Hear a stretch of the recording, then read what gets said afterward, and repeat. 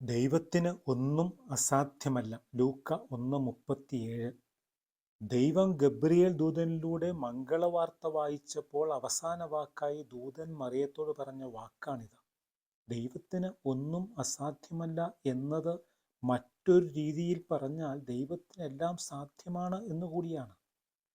മനുഷ്യന്റെ അസാധ്യതകളിലും കുറവുകളിലും പാപങ്ങളിലും പരിപരുത്ത ഇന്നലകളിലും കടന്നുവന്ന് എല്ലാം സാധ്യമാക്കുന്ന, സുഗമമാക്കുന്ന, സുന്ദരമാക്കുന്ന, സന്തോഷഭരിതമാക്കുന്ന സുവർണകാലമാണ് നോമ്പ്.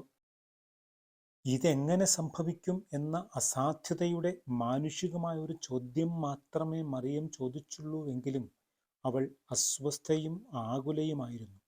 എന്നാൽ എല്ലാത്തിനെയും ശമിപ്പിക്കുന്ന ഒരു വാഗ്ദാനം, ഉറപ്പ് ദൈവം നൽകുകയാണ്. ദൈവത്തിന് ഒന്നും അസാധ്യമല്ല.